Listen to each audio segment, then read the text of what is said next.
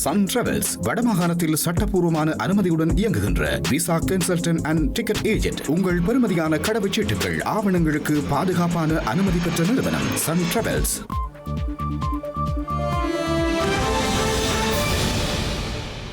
வணக்கம். இது IBC தமிழின் இரவு நேர பிரதான செய்திகள். முதலில் தலைப்புச் செய்திகள்.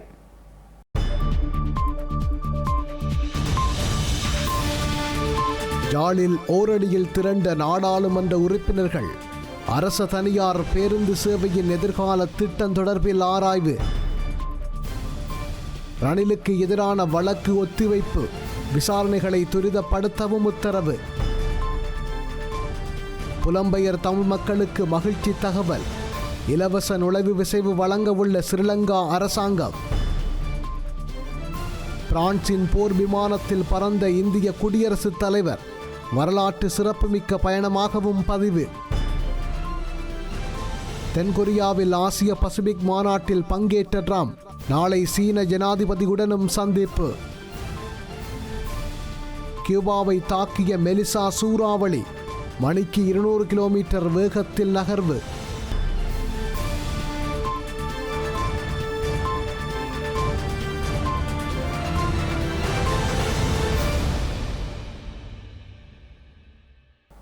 இனி விரிவான செய்திகள். ஸ்ரீலங்காவின் முன்னாள் ஜனாதிபதி ரணில் விக்ரமசிங்கவுக்கு எதிரான வழக்கு விசாரணை எதிர்வரும் ஜனவரி மாதம் 28ஆம் தேதி பிற்பகல் 2 மணி வரை ஒத்திவைக்கப்பட்டுள்ளது. கொழும்பு கோட்டை நீதவான் இசுரு நெத்திகுமார் முன்னிலையில் இந்த வழக்கு இன்று விசாரணைக்கு எடுத்துக் கொள்ளப்பட்டதை அடுத்தே இந்த தீர்மானம் எடுக்கப்பட்டுள்ளது. முன்னாள் ஜனாதிபதி ரணில் விக்ரமசிங்க தொடர்பான விசாரணையை விரைவுபடுத்தவும், மேலும் எவரேனும் சந்தேக நபர்கள் இருப்பின் அவர்களை நீதிமன்றத்தில் முன்னிலைப்படுத்துமாறும் நீதவான் குற்றப்புலனாய்வு திணைக்களத்துக்கு உத்தரவிட்டுள்ளார். ரணில் விக்ரமசிங்கே ஜனாதிபதியாக பதவி வகித்த காலத்தில் தனது மனைவியான பேராசிரியர் மைத்ரி விக்ரமசிங்கவின் பட்டமளிப்பு விழாவுக்காக தனிப்பட்ட பயணமாக லண்டனுக்கு சென்றுள்ளார். இந்த பயணத்தின் மூலம் அரசாங்கத்துக்கு 1.5 கோடி ரூபாய்க்கும் அதிகமான நட்டத்தை ஏற்படுத்தியதாக கூறி அவருக்கு எதிராக கையூட்டல் ஒழிப்பு ஆணைக்குழுவினால் வழக்கு தொடரப்பட்டிருந்தது. முன்னதாக இந்த சம்பவம் தொடர்பில் முன்னாள் ஜனாதிபதி கைது செய்யப்பட்டு கொழும்பு கோட்டை நீதவான் நிலுபுலி லங்காபுர முன்னிலையில் பிரசன்னப்படுத்தப்பட்டிருந்தார். கடந்த ஆகஸ்ட் மாதம் 22ஆம் திகதி முதல் 26ஆம் திகதி வரை அவர் விளக்கமறியலில் வைக்கப்பட்டிருந்த போதும் அவரது உடல்நிலையை கருத்தில் கொண்டு சிறைச்சாலை வைத்தியர்களின் பரிந்துரைக்கமைய சிகிச்சைக்காக கொழும்பு தேசிய வைத்தியசாலையில் அனுமதிக்கப்பட்டுள்ளார். இந்த நிலையில் கடந்த ஆகஸ்ட் 26ஆம் திகதி வழக்கு மீண்டும் விசாரணைக்கு எடுத்த போது அவர் தேசிய வைத்தியசாலையில் சிகிச்சை பெற்று வந்ததால் ஸ்கைப் தொழில்நுட்பம் ஊடாக நீதிமன்றத்தில் முன்னிலையானார். குறித்த சந்தர்ப்பத்தில் அன்றைய தினமே அவருக்கு பிணையில் செல்ல அனுமதி வழங்கப்பட்டிருந்தமை குறிப்பிடத்தக்கது. புலம்பெயர் தமிழ் மக்கள் குடியுரிமைகளை கொண்டுள்ள 47 நாடுகளின் கடவுச்சீட்டுகளுக்கு அடுத்த 2 மாதங்களுக்குள் இலவச நுழைவு விசைவு கொள்கை நடைமுறைக்கு வரும் என ஸ்ரீலங்கா அரசாங்கம் அறிவித்துள்ளது. பிரித்தானியா, France, Canada, Germany, Swiss, Netherlands, Australia, Norway, Sweden உட்பட்ட நாடுகளுக்கு இந்த இலவச விசா வழங்கப்படும் என அரசாங்கம் கடந்த ஜூலையில் அறிவித்திருந்தது.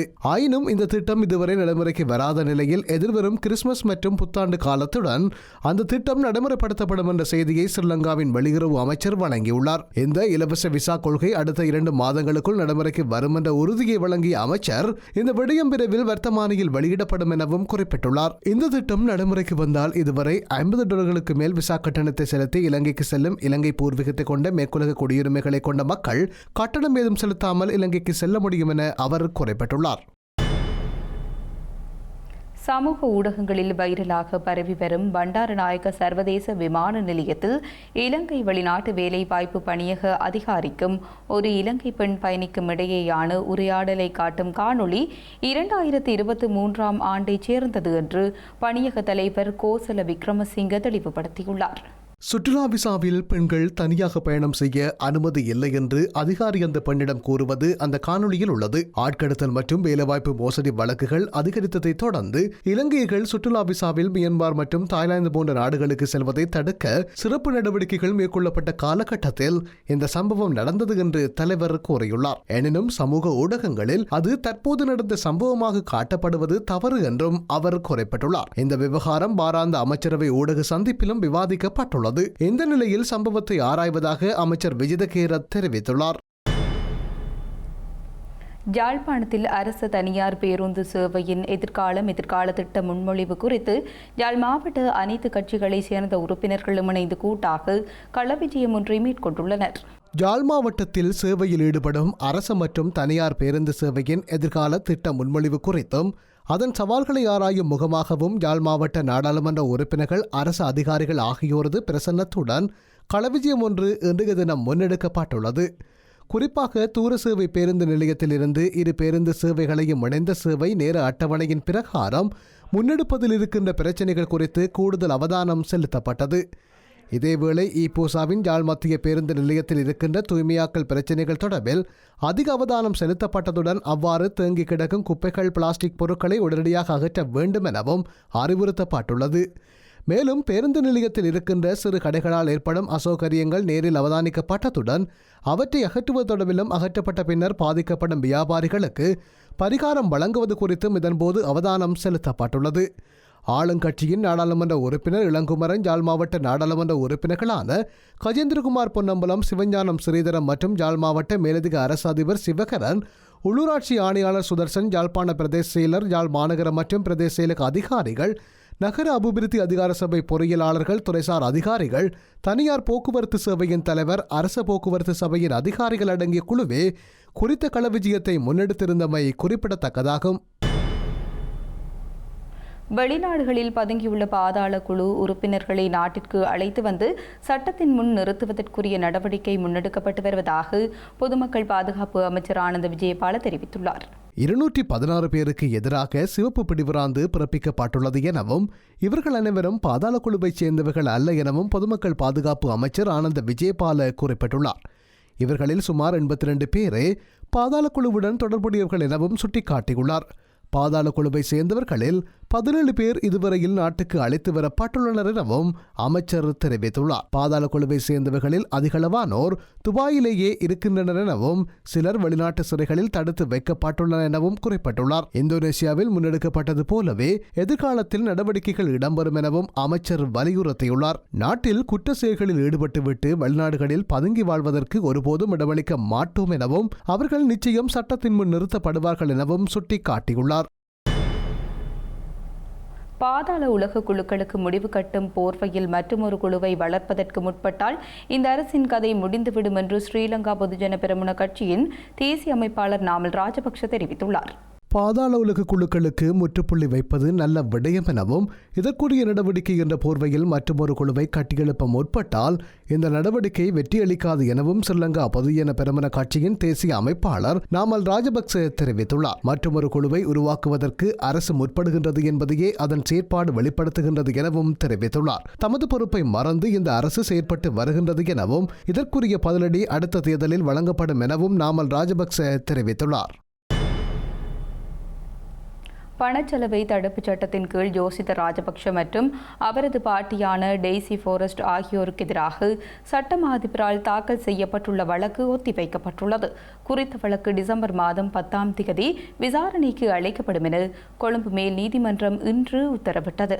கடந்த 2009ஆம் ஆண்டு மார்ச் மாதம் 31ஆம் தேதிக்கும் 2013ஆம் ஆண்டு டிசம்பர் மாதம் 12ஆம் தேதிக்கும் இடைப்பட்ட காலப்பகுதியில் சட்டவிரோதமாக ஈட்டிய 59 மில்லியன் ரூபாவுக்கும் அதிக பணத்தை 3 தனியார் வங்கி கணக்குகளில் நிலையான வைப்பு கணக்குகளில் வைப்பிலிட்டதன் மூலம் பணச்செலவை தடுப்புச் சட்டத்தின் கீழ் குற்றம் புரிந்துள்ளதாக குற்றம் சுமத்தி சட்டமா அதிபர் இந்த பிரதிவாதிகளுக்கு எதிராக 3 குற்றச்சாட்டுகளின் கீழ் இந்த வழக்கினை தாக்கல் செய்துள்ளார்.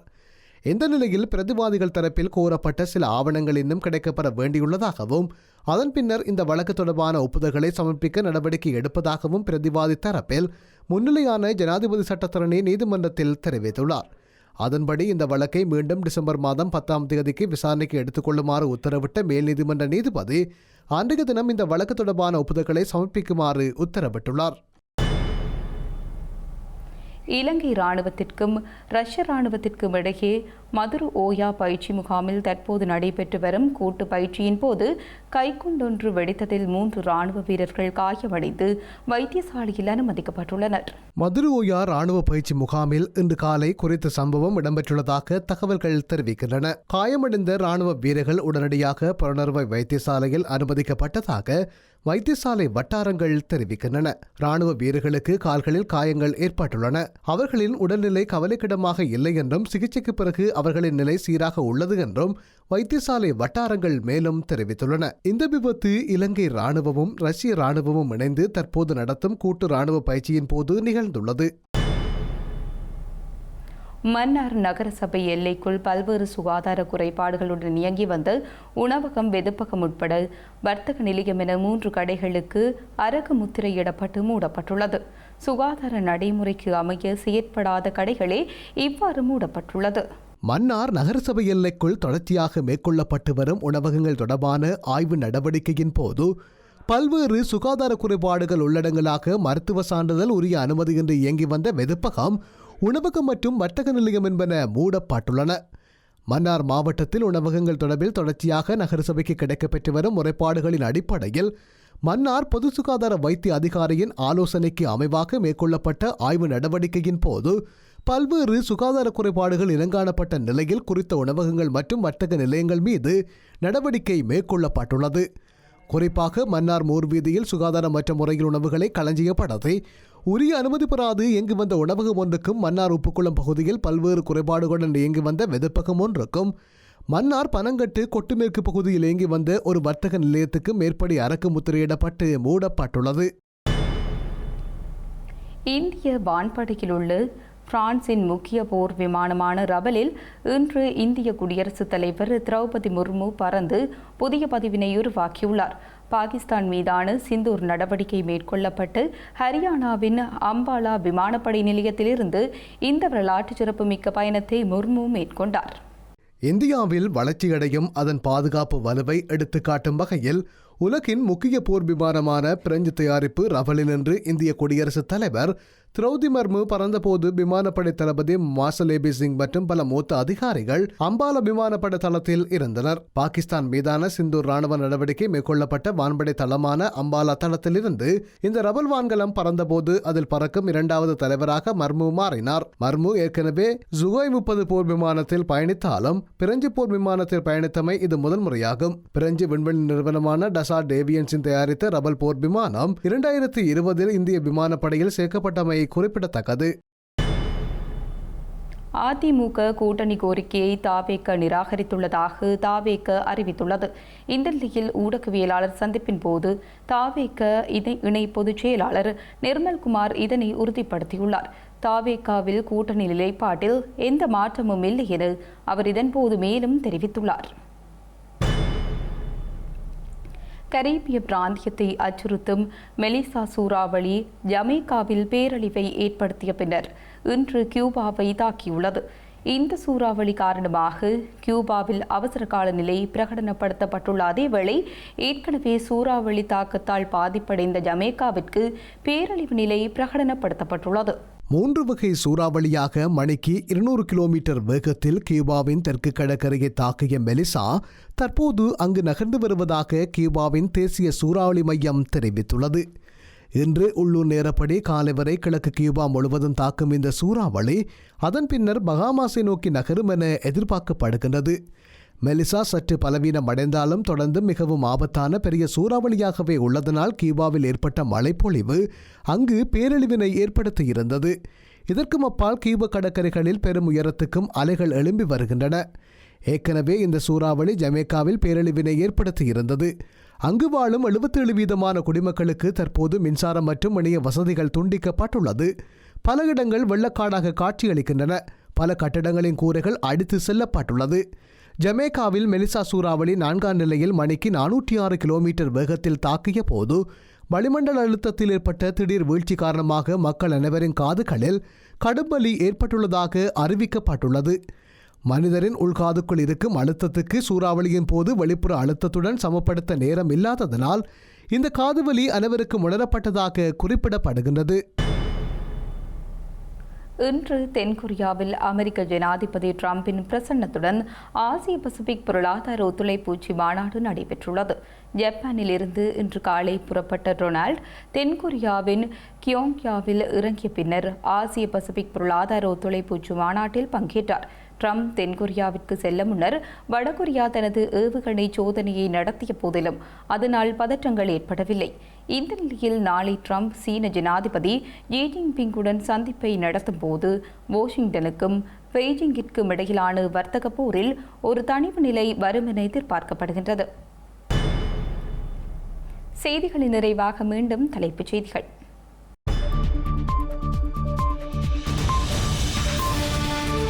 யாழில் ஓரணியில் திரண்ட நாடாளுமன்ற உறுப்பினர்கள் அரச தனியார் பேருந்து சேவையின் எதிர்கால திட்டம் தொடர்பில் ஆராய்வு.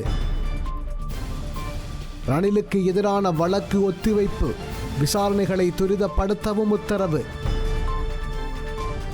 புலம்பெயர் தமிழ் மக்களுக்கு மகிழ்ச்சி தகவல், இலவச நுழைவு விசைவு வழங்க உள்ள ஸ்ரீலங்கா அரசாங்கம். பிரான்சின் போர் விமானத்தில் பறந்த இந்திய குடியரசுத் தலைவர், வரலாற்று சிறப்புமிக்க பயணமாகவும் பதிவு. தென்கொரியாவில் ஆசிய பசிபிக் மாநாட்டில் பங்கேற்ற ட்ரம்ப் நாளை சீன ஜனாதிபதியுடனும் சந்திப்பு. கியூபாவை தாக்கிய மெலிசா சூறாவளி மணிக்கு 200 கிலோமீட்டர் வேகத்தில் நகர்வு.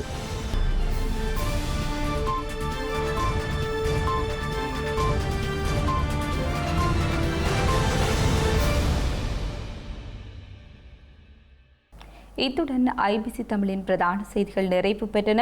உடனுக்குடன் செய்திகளை அறிந்து கொள்ள ibctamil.com என்ற நமது இணையதளத்தை பார்வையிடுங்கள். வணக்கம்.